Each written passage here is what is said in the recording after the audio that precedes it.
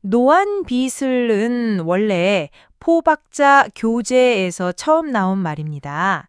노안비슬의 원래 뜻은 노예의 얼굴처럼 웃는 표정, 몸종의 무릎처럼 꿇고 목숨을 구걸하는 모습을 가리킵니다. 아첨하고 비굴하게 행동하는 사람을 비유하는 말로 쓰입니다. 1127년 금나라 군대가 북송의 수도인 개봉을 함락하고 송휘종과 송흠종을 포로로 끌고 갔습니다. 송흠종의 동생인 조구는 몇몇 신하들의 호의를 받으며 항저우, 리남으로 도망쳐 남송을 세웠습니다. 하지만 남송은 국력이 약했고 간신들이 정권을 장악하면서 나라 전체가 위태로웠습니다. 송이종식이 간신이었던 가사도가 재상으로 임명되면서 전국은 더욱 혼란스러워졌습니다.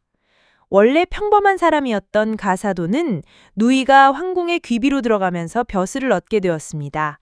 그는 사람의 마음을 잘 읽는 재주로 빠르게 첨지정사의 자리까지 올랐습니다. 1259년 송이종 개경 원년 몽골군이 악주를 포위했습니다. 가사도는 원군을 이끌고 지원하라는 명을 받았지만 몰래 몽골 침략자들에게 항복하고 뇌물을 바쳤습니다. 몽골군은 뇌물을 받고 군대를 철수했습니다. 가사도는 수도로 돌아와 전쟁에서 대승을 거두었다고 거짓 보고를 했고 어리석은 이종은 그의 공로를 크게 치하하며 우승상으로 승진시켰습니다. 이종이 죽고 송도종이 즉위하자 그는 가사도를 태사로 봉하고 모든 국정을 맡긴 채 자신은 깊은 궁궐에 틀어박혀 매일 술만 마시며 놀았습니다. 신하인 친중미가 이런 상황을 보고 애가 탔습니다. 그는 방해를 무릅쓰고 도종이 있는 후궁으로 들어가 이렇게 간했습니다. 예전에 휘종이 재위할 때 군신들이 모두 어리석었습니다. 금나라 군대가 쳐들어왔을 때 그들은 노예처럼 묻는 얼굴을 하고 몸종처럼 머리를 조아리며 목숨을 구걸했으나 결국 포로로 끌려가는 신세가 되었습니다. 지금 폐하께서는 이를 거울 삼아야 합니다. 하지만 도종은 이 말을 전혀 듣지 않고 친중미를 내쫓았습니다. 얼마 지나지 않아 몽골군이 항저우를 점령했고 남송은 멸망했습니다. 노안빗을 이처럼 사람들이 모두 비굴한 태도로 적국에 아첨하며 은혜를 구하는 모습을 가리킵니다. 마치 집안의 몸종이 주인을 볼 때마다 웃는 얼굴을 하고 무릎을 굽혀 꿇으려는 듯한 모습은 영락 없는 노예의 모습입니다.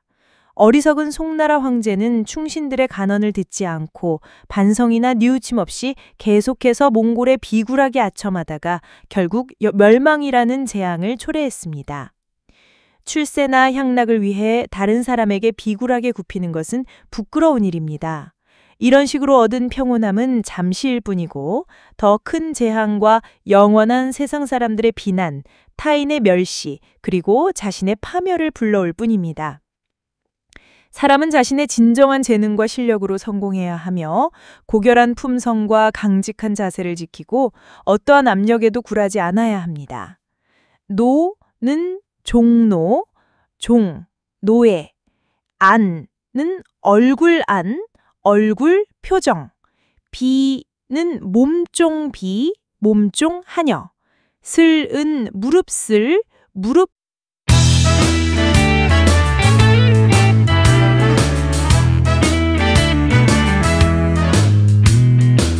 노안빗을. 노안빗을, 그렇죠. 이걸 좀 깊이 파헤쳐 보려고 합니다. 아, 노안빗을, 그쵸. 이게 현대 중국어에서는 굉장히 부정적인 의미로 쓰이잖아요.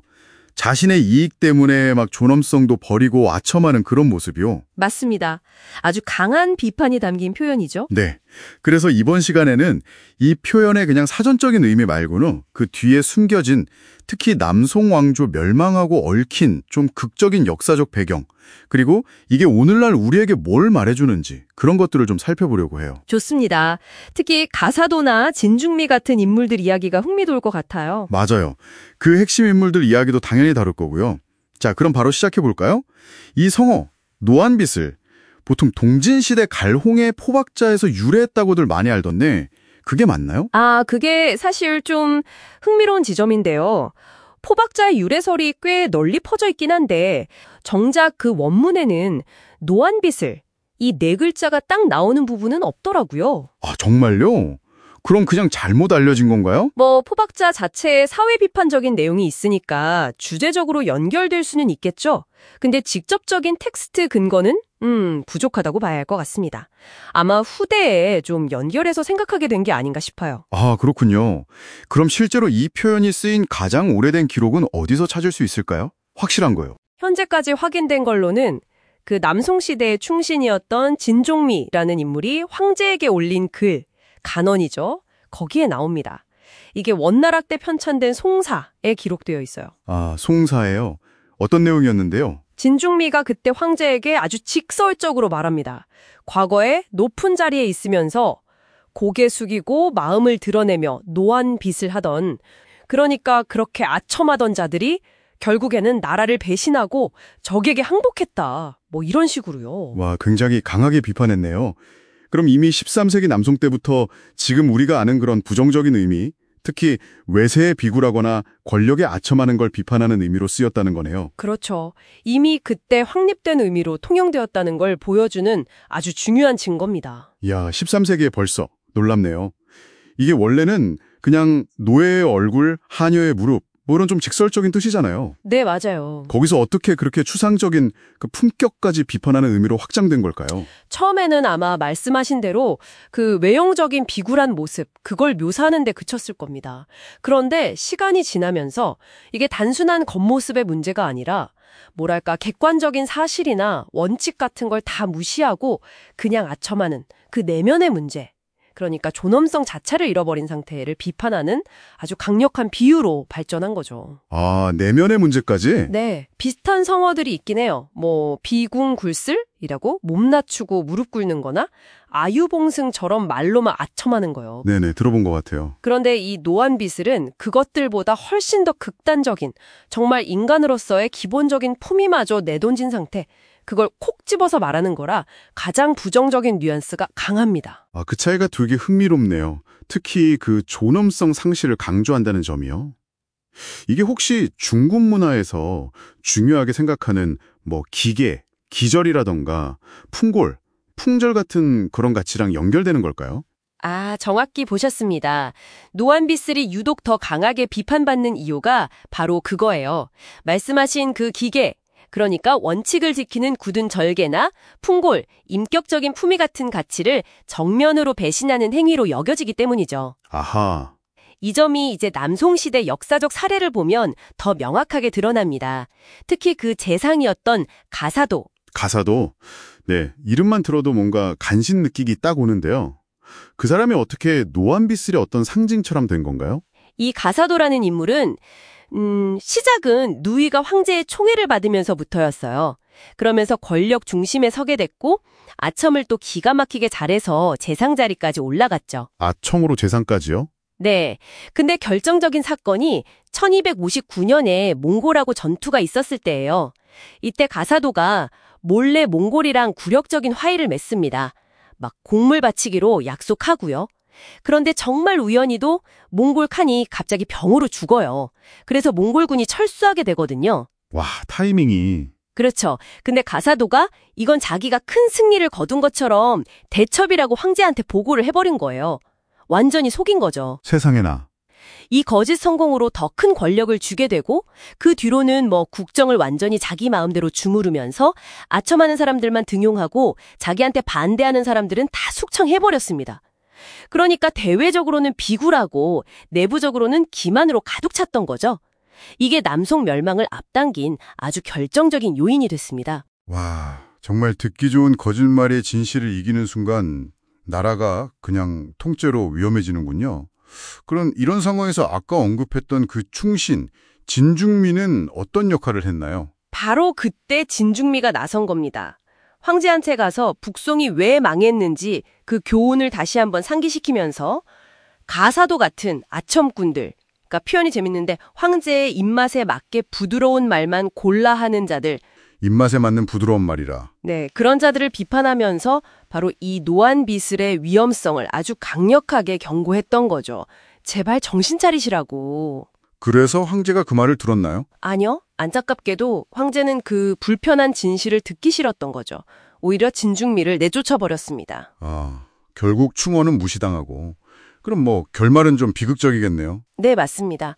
안타깝게도 진중미의 그 경고는 그냥 무시되었고 결국 현실이 됐죠. 남송은 그 후 얼마 못 가서 1279년에 몽골, 즉 원나라에 의해서 완전히 멸망하고 맙니다. 자료에서도 정확히 지적하고 있어요. 어리석은 황제가 충고를 듣지 않고 계속 원나라의 저자세로 아첨하다가 결국 망국의 재앙을 맞았다. 이렇게 노안 비슬적인 행태와 왕조 멸망을 직접 연결해서 설명합니다. 정말 지도자가 진실을 외면하고 아첨에만 둘러쌀 때 어떤 끔찍한 결과가 오는지 정말 뼈아픈 역사네요. 그렇죠. 정말 뼈아픈 교훈이죠. 그럼 이 노안비슬이라는 어떻게 보면 꽤 오래된 성어가 오늘날을 사는 우리, 또 이걸 듣고 계신 여러분에게는 어떤 의미가 있을까요? 오늘날에도 여전히 뭐랄까 권력 앞에서 진실을 왜곡하거나 아니면 그냥 아첨하는 그런 행태를 비판할 때 아주 강력한 힘을 발휘하는 표현입니다. 네. 개인적인 차원에서는 자신의 어떤 존엄성을 지키는 문제와 관련이 있고요. 사회적으로 본다면 건전한 비판이나 견제가 사라진 조직이나 사회가 얼마나 위험해질 수 있는지를 경고하는 거죠. 능력보다 아첨이 더 중요해지는 그런 문화가 생기면 그건 결국 부패로 이어지고 실패를 낳고 공동체 전체의 신뢰를 무너뜨리니까요. 그렇죠. 신뢰가 무너지면 뭐 끝이죠. 맞습니다. 그래서 이 노안비슬이라는 성어는 시대를 초월해서 우리에게 계속 질문을 던지는 것 같아요. 정직함과 기회주의 사이에서 어떤 선택을 할 것인가? 또 어떤 압력이 있더라도 자신의 소신과 도덕적 용기를 지키는 것이 왜 중요한가? 이런 것들을 끊임없이 상기시켜주는 거죠. 오늘 저희는 노안비슬이라는 네 글자를 통해서 그 뒤에 숨겨진 남송의 비극적인 역사, 또 가사도와 진중미라는 두 인물의 엇갈린 운명을 살펴보면서 아첨이 만연할 때 사회가 어떤 대가를 치르게 되는지 깊이 생각해보는 시간을 가졌습니다. 네, 이 이야기가 여러분께 중요한 이유는 이게 어떤 상황에서든 우리가 진실된 조언과 그냥 달콤한 아첨을 구분하는 눈, 그리고 리더십이나 개인의 품격을 평가하는 어떤 날카로운 시각을 제공해주기 때문이라고 생각합니다. 자, 그럼 마지막으로 여러분께 이 질문을 한번 던져보고 싶습니다.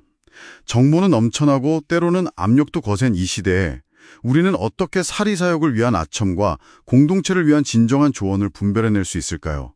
그리고 듣기 불편한 진실이라 할지라도 그것을 마주하고 또 때로는 이야기해야 할 우리의 책임은 어디까지일까요? 한번 스스로에게 질문해보는 시간을 가져보시면 좋겠습니다.